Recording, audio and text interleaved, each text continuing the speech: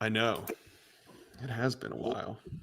Maybe I too almost long. forgot how to log in and start the live stream and all that. Mhm. I'm a little rusty. Yeah. Would you mind sending me the live? Yeah. Oh yeah, we got to find that. Yeah.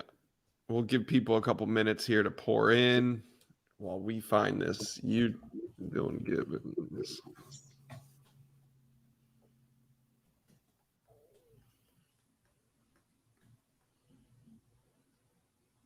Big man, big heart. Live. All right. Grab that. Close that. Text it to Dylan. You got it. I'm going to tweet it out as well.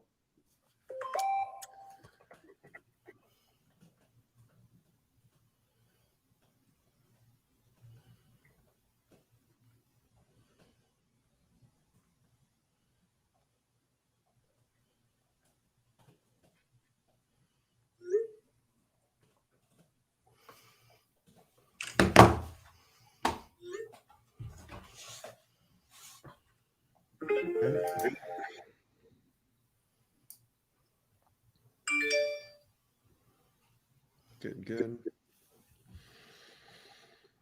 So are you back? You're back in Tallahassee now? Yep, I'm back up here. We start So all our what's workouts. Everything. okay? Then did you move? What do you mean? This is a new setup. Oh, I just changed my room around a little bit. Yeah, you used to have like the door behind you. Yeah, I changed it up a little bit. Made the office a little bit bigger. Took over one of the small rooms inside my townhouse. Nice. Do you have a roommate? No. Yeah, I'm solo. It is what it is. That's great. Yeah, I think it's ideal. At least where I'm at right now, my schedule's a little bit crazy. So it's nice to be able to have, at least when I get home, have my own space and have my own place to relax and call my own. Yeah. Yeah, up in South Bend, I had my own house, which was really a privilege. It was gifted by Riley Gibbons. No kidding. Riley let me live there. It was his house. When he started the law school up in Notre Dame back in 2017, he bought a house right across from the linebacker.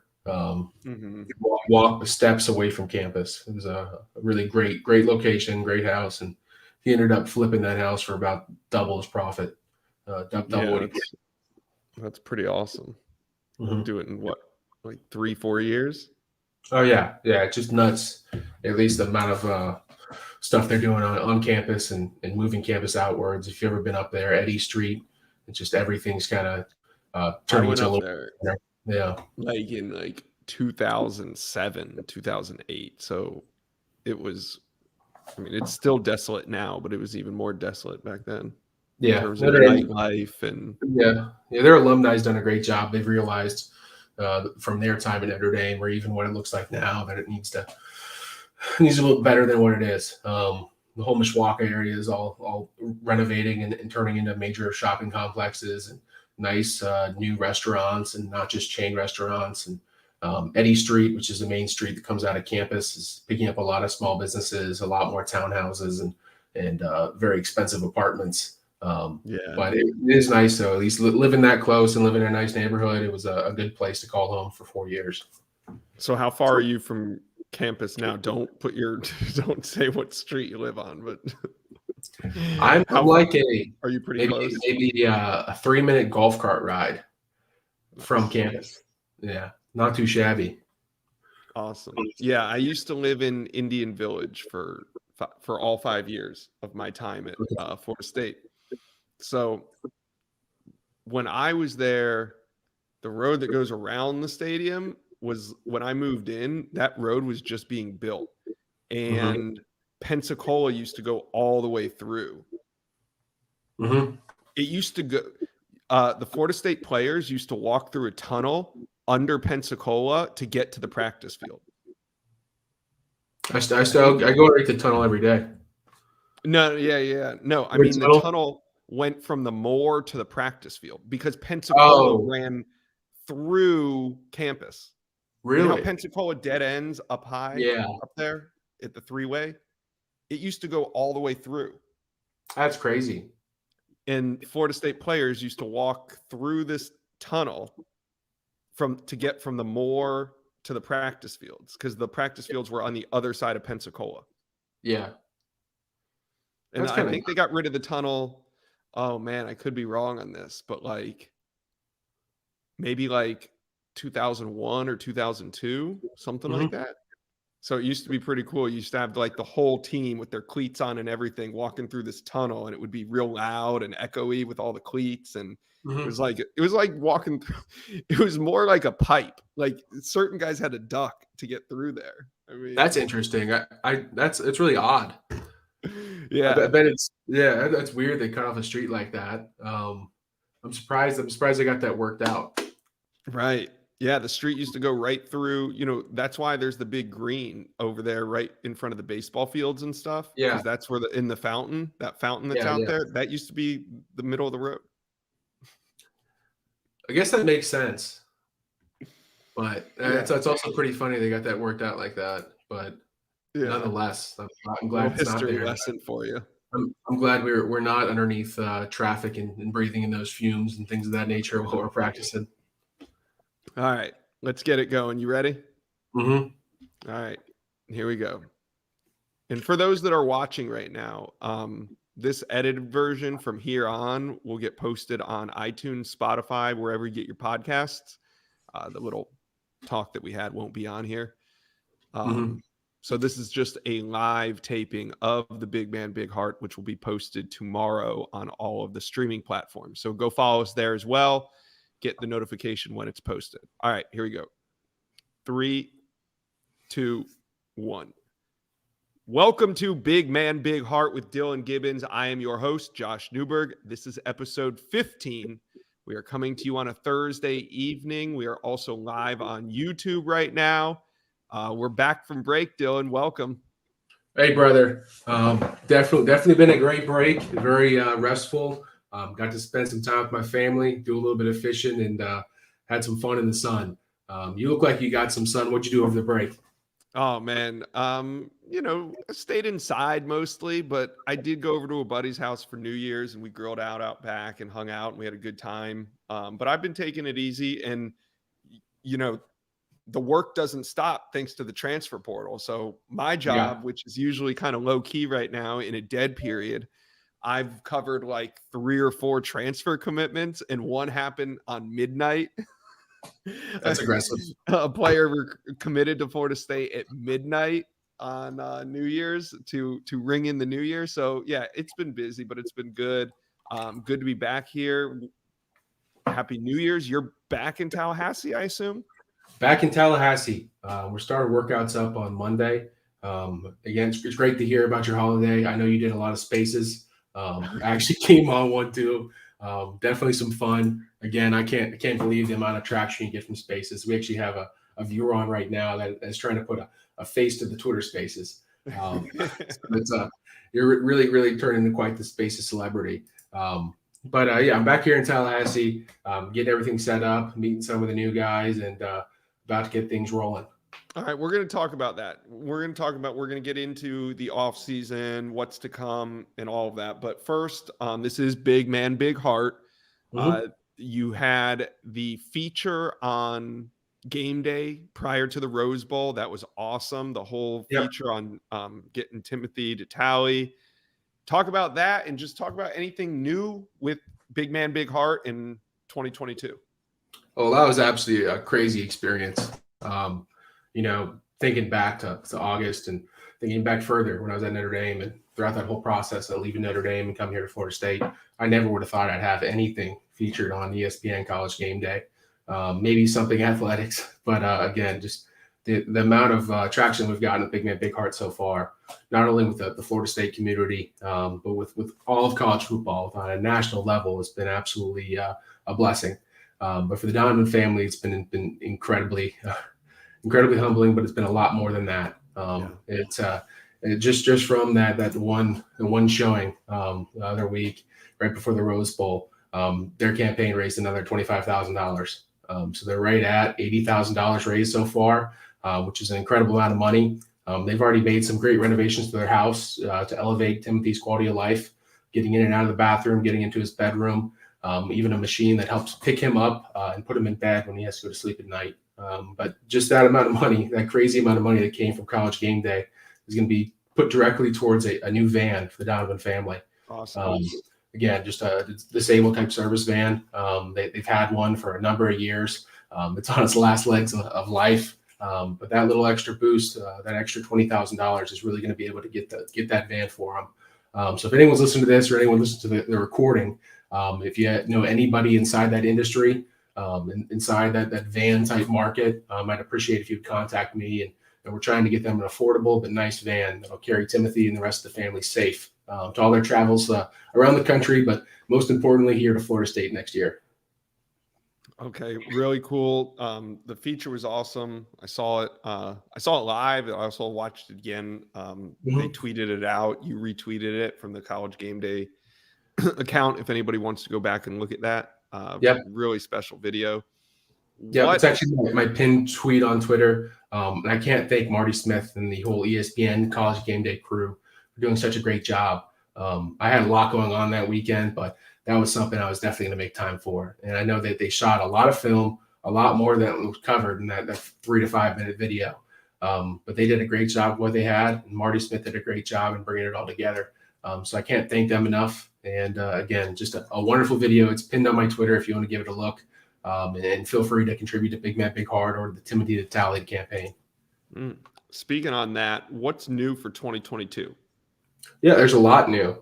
So far in the state of Florida, we have collegiate ambassadors at the University of Florida, UCF, USF, and we're soon going to have another ambassador down at University of Miami. So with that, we'll have the whole state of Florida covered with Big Man Big Heart ambassadors. Again, these are individuals that me and my team have indicated that have the propensity to do good.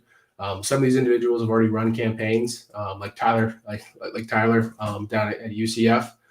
He's already ran a great campaign for Britt's bunch, bringing a whole group of 20 disabled kids and adults to a UCF football game. It's actually when they played UConn this year.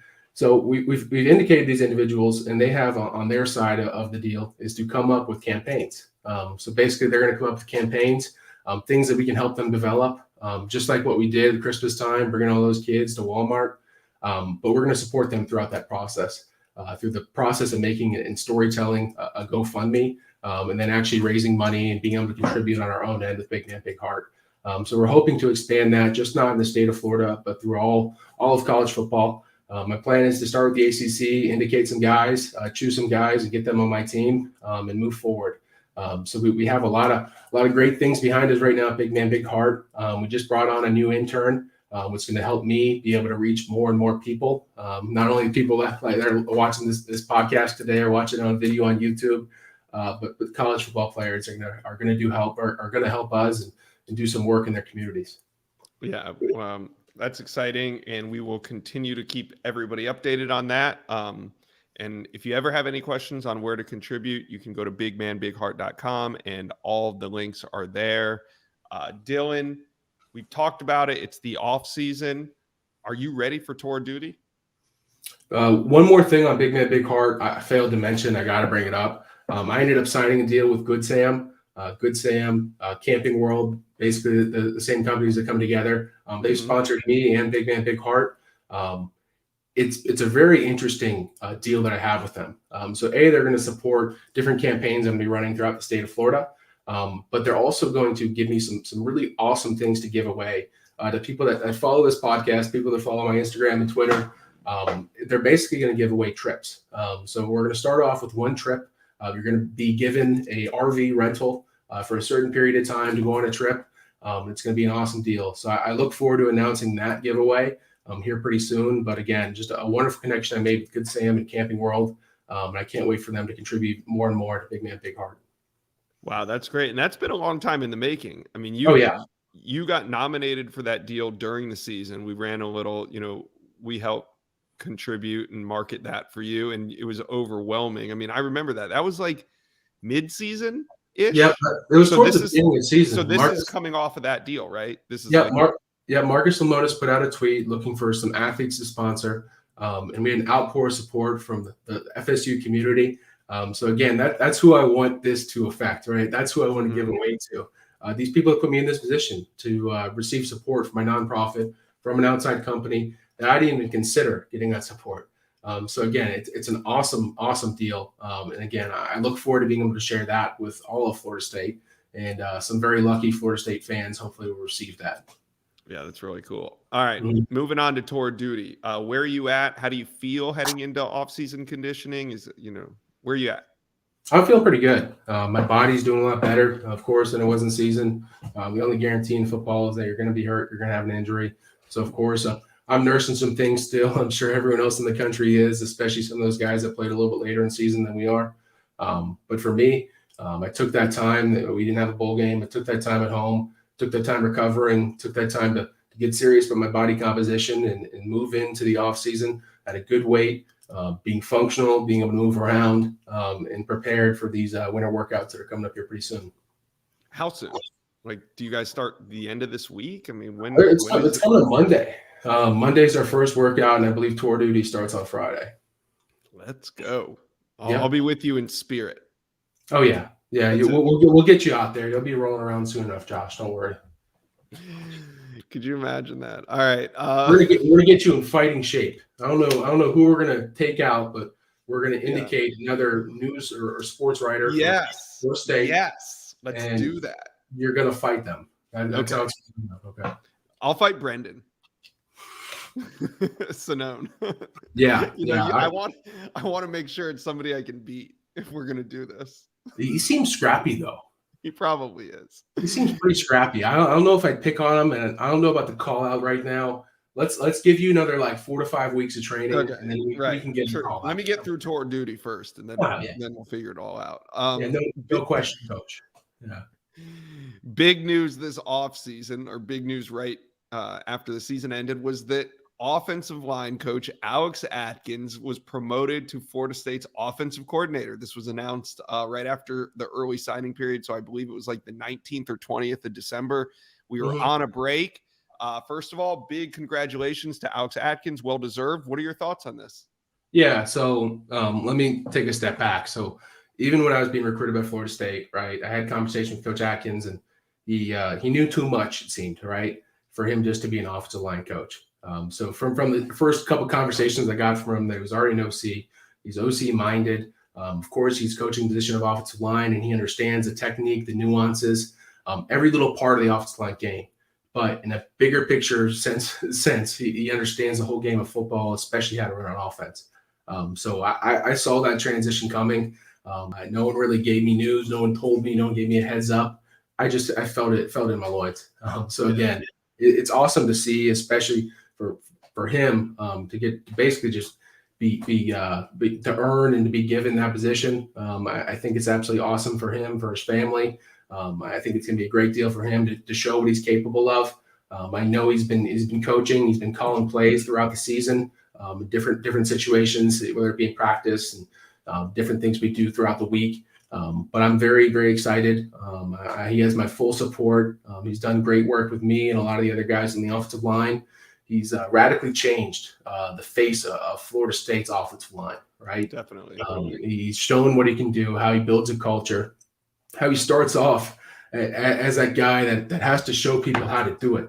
But now he's taking a step back and allowing us to lead the room. So again, I hope he has that sort of impact in the whole team. I know I've had a few different offensive coordinators, but I do trust Coach Atkins, and he has my full support. Now I'm so excited to see what he can do. When Kenny was leaving, I knew Alex was going to get the job, reading the tea leaves, talking to sources, all that kind of stuff. But one of the interesting things was to know that this was all kind of planned out. Alex was hired from Charlotte, where he was the OC. Yeah. He knew he was going to become the OC. He came to Florida State because he knew that Kenny was going to move on rather quickly, and that he was going to be the guy that got to learn from Mike Norvell next. And I think Alex is going to learn for 2 or 3 years. And if things go well, Alex is going to move on and go somewhere and probably take over his own program at the next stop for him after Florida State. But how does this affect you? And I don't mean this in a bad way, but like, he's a play caller now. I talked to some other coaches that have called it from the offensive line standpoint, and they told me things like, Josh, you have a different control over the offense when you come from the offensive line. What does that exactly mean? Yeah, so what I'll say, there's a few different ways to broach this question. So if you think about the dynamic on the football field, during a game, there really isn't much an offensive line coach is doing. They're not really coaching a terrible amount unless you have a dramatic shift in some of the plays you're running or some of the defenses you're seeing. But all the work that's done, at least for offensive linemen, is accomplished during the week. As far as coach's position and being the offensive coordinator, I think it gives him a tremendous advantage just based off communication, right? If you think about the time that a normal quarterback's coach, a normal offensive coordinator, would have to take out of his day to check in with the offensive line coach, the unit that has the most guys on the field. Yeah, that is the amount of time that he has to go through just to have that conversation. Whereas you could completely streamline the process and just making your offensive line coach the coordinator. Because again, the offensive line group, of course, there's a lot of nuances, a lot of technique, a lot of things going on, but really you're going to have 5 guys out there, and all you really need to know is that they're healthy, what they're capable of, right? Because offensive linemen get injured. Certain guys can do certain things. Certain guys can hold up in certain moments and be relied on, play in, play out. But it makes being a sense coach to me like that, it too. just makes sense. Yeah. It makes sense to me too, because since I started covering football and watching Jimbo and watching some of these guys in the SEC, everybody wants, and I guess most places now actually, everybody wants the defense called from the secondary. Well, it makes sense because you have sometimes 5 or 6 DBs on the field at a time, so it would make sense that you call it from the secondary. Jeremy Pruitt called it from the secondary. Adam Fuller calls it from the secondary. Mark Stoops called it from the secondary. All these guys call it from the secondary, and maybe it's because you have more control because you're coaching the most guys. So I don't think, but on offense, you don't see as many offensive line coaches become OCs. I don't think it's for anything other than the fact that offensive line coaches, for the most part, are weird dudes that just want to coach offensive line and want nothing to do with nothing else. Mm-hmm. Wouldn't you agree? Well, I think that's true, but if you also look at the position, like he has the most on his plate of any coach, basically, right? He's recruiting the most guys. He has the most players that are in his hands. Has the most people coming at him on an offensive side of the ball. And he's basically been there before, right? So he's already been offensive coordinator, offensive line coach, and now he has the opportunity again. And I think coach is going to absolutely seize this opportunity. He balances a lot of things, at least since I've known him. But I think he's done a great job, at least so far, in earning that trust from the guys, not only on the offensive line side of things, but in the interpersonal type moments. But I'm very excited to see what his capability is. And again, I look forward to having him call some plays and blow the whistle a little bit as we get into spring ball. Yeah, it's going to be fun to watch. Alex is going to do great. Congrats to him once again. We talked about it kind of at the beginning, but there's been some new additions through the transfer portal. So I think it's interesting that you haven't even been here for a year yet, but you're like a wily old veteran. Are you showing some of the transfer portal guys the ropes? You literally committed to Florida State May 10th and enrolled, I think it was like June 8th or 7th. Yeah. So you're like a half a year in, but you're a veteran. Yeah, I might be a pup here at Florida State, but I've been playing football for 5 years. So trust me, I understand my position. I understand what I need to be accountable for. I understand the little nuances inside of our program, and I've been sharing that and bringing these guys along with me. That's what I'm trying to do, just trying to step up to the plate and show these guys what Florida State offensive line is all about. Kind of bring them into our culture, which is what's being done right now. All those guys are the incoming guys that aren't transfers are all being de-recruited right now and brought into a new culture. The guys that have been part of other schools are also in a de-recruitment type process where they're learning all the day-to-day activities we have to do here at Florida State, things that are offered for us, the wonderful tools and things at our disposal. But again, as we move into workouts, as we move into spring football, that's one of the best things. That's why I'm continuing to be here. That's why I'm going into my 6th year of playing football, to be able to bring others along with me. And I've learned a lot over the past 5 years. People could look at offensive linemen and be like, oh my God, he's blocking right, he's blocking left. That must be an easy position. He's just a big, dumb guy. there are thousands of nuances, thousands of little things, and I'm not even close to being as good as I want to be by the time I leave here at Florida State, and hopefully be able to play NFL football at some point. But again, it's a great opportunity for these guys coming in for the transfers. We do have a lot of opportunity here at Florida State on our starting offensive line, in our two deep, and I look forward to seeing those guys compete and some of the things to be done here in winter workouts and as we move forward into spring football. That's awesome. So what are some of the things that like you talk to them about? Like what are the common, just the questions that they have for you about joining the team and well, there's a lot in Tallahassee.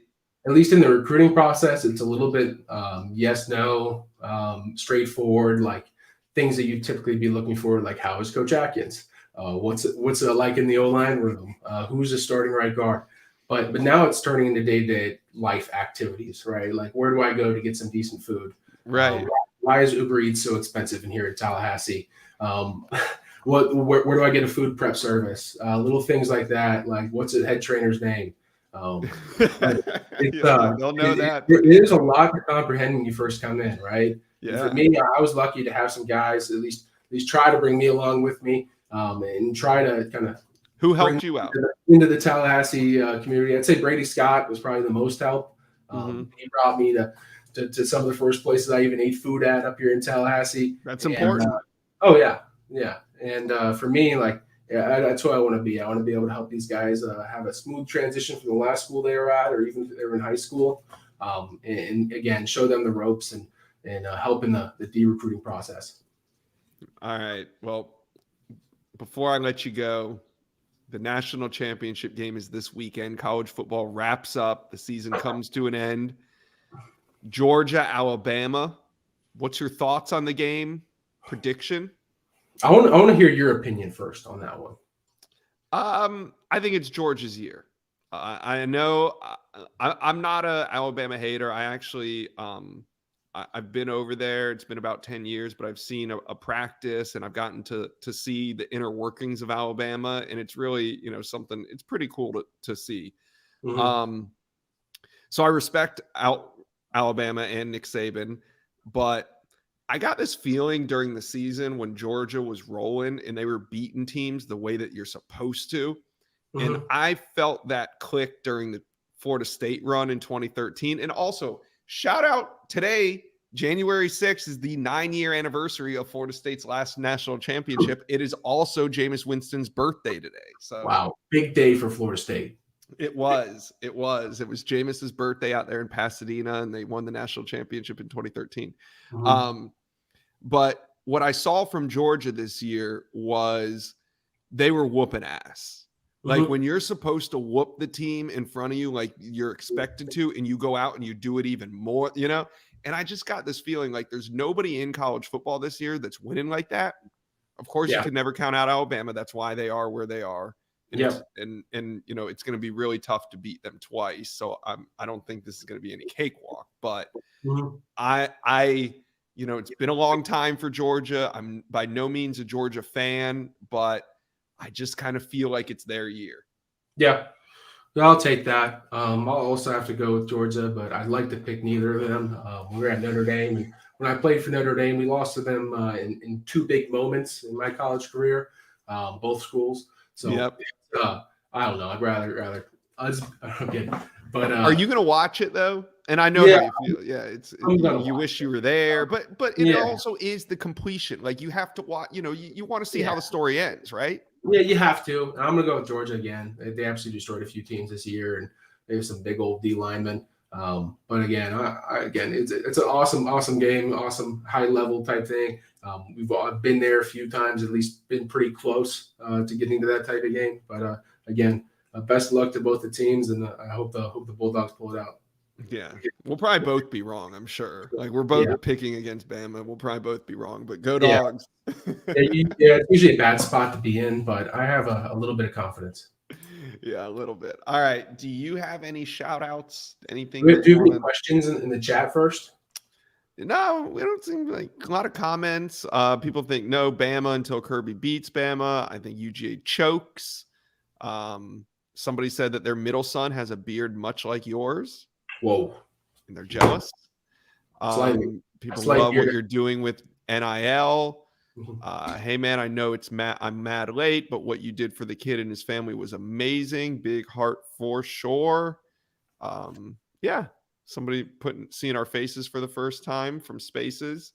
Shout out FSU Spaces and everybody that comes in there and hangs out every day. It's been an amazing run. We get 750 to 900 people every single day. Even after signing day came and passed, a lot of people think that these things were going to go away, but this Florida State fan base is something else. They show up every single day to talk and hang out and just do all things Florida State. So shout out to the FSU Spaces. Yep, it's pretty damn cool. FSU Spaces, you're doing a great job with that, bringing a lot of people together, answering and fielding a lot of questions. But I got to give a big shout out to National Truck Protection. Wade Bontrager, one of my good friends, the CEO of National Truck Protection, he's actually sponsored Big Man Big Heart. They're doing a great job in their commitment to Big Man Big Heart so far, and I can't say enough good things about their product. They also own a group called Premium 2000, underneath the same umbrella of National Truck Protection. So again, big shout out to them. Wade Bontrager, thank you so much. And I appreciate everyone that's here today. I appreciate everyone in the Florida State community. Thank you so much for supporting our team through thick and thin, and supporting me with Big Man Big Heart. Thank you so much for helping me do good and helping me have wonderful experiences like today in our 15th episode of this podcast. Yep. And thank you guys. We will be back next week, and go Noles. Go Noles.